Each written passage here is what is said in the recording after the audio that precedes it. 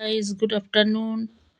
রান্নাঘরে চলে এসেছি রান্না করতে। আজকে একটু উচ্ছে ভাজবো আর আলু আর বিনসের তরকারি করব, তাই সব কেটে কুটে রেখে দিয়েছি। আর এদিকে একটু টমেটো দেবো, টমেটো কাটা হয়ে গেছে। এদিকে প্যানেতে একটু তেল ঢেলে দিচ্ছি, প্যানে উচ্ছে বসিয়ে দেবো আর তরকারিটা প্রেসার কুকারে করে নেবো। তো একটু পেঁয়াজ কেটে নিচ্ছি, পেঁয়াজটা দিয়ে দেবো উচ্ছেতে।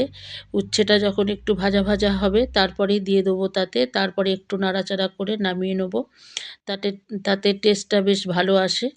তো পেঁয়াজটা কেটে নিয়ে এইবারে আমি উচ্ছেগুলোকে ছেড়ে দিচ্ছি, তেল গরম হয়ে গেছে। আর এদিকে প্রেসার কুকারেতেও তেল দিয়ে দিয়েছি, গরম হয়ে গেছে। মেথি ফোড়ন দিয়ে দিচ্ছি। তো মেথি ফোড়ন দিয়ে মেথিটা যখন একটু কালচে ব্রাউন হবে তখনই যে আলু দিয়ে দিলাম। আলু দিয়ে একটু নাড়াচাড়া করব, করে তারপরে তাতে টমেটো দিয়ে দেবো। আর এদিকে একটুখানি রসুন আর কাঁচা লঙ্কা থেতো করে নেবো হামাল দিস্তাতে। তেমন কিছু মশলা এতে দরকার পড়ে না, একদম সামান্য সামান্য জিরে, ধনে, শুকনো লঙ্কার গুঁড়ো, এতই, আর কিছু না। আর একটু রসুন আর কাঁচা লঙ্কা থেতো করে দিলেই হলো। উচ্ছেতে একটু নুন ঢেলে দিচ্ছি, দিয়ে এদিকে প্রেসার কুকারেতে আলু দিয়ে দিয়েছি। আলু দিয়ে একটু নাড়াচাড়া করে নিয়ে তারপরে টমেটো ঢেলে দিলাম। টমেটো ঢেলে দিয়ে আবার একটু নাড়াচাড়া করব আমি। নাড়াচাড়া করে তারপরেতে তাতে একটুখানি দিয়ে দেবো নুন। তারপরেতে যেয়ে আর সব বাদবাকি মশলাগুলো দিয়ে দেবো। তো এখন আমি একটু নুন দিয়ে দিচ্ছি, পরিমাণ মতো নুন দিয়ে দিলাম।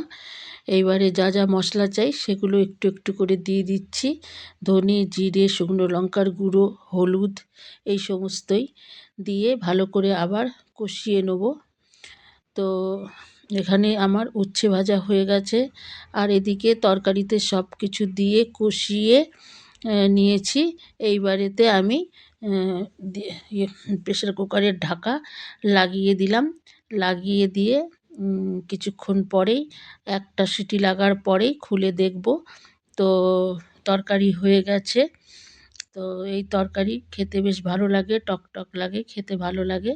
তো এখন এতে আমি একটু ধনেপাতা হাতে করেই ভেঙে দিয়ে দিচ্ছি, আর কাটলাম না।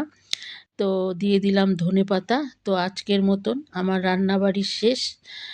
তো আজকে এতটাই। আবার দেখা হবে তোমাদের সাথে নিউ ব্লগে। তো তোমরা সবাই সুস্থ থেকো, ভালো থেকো, টাটা।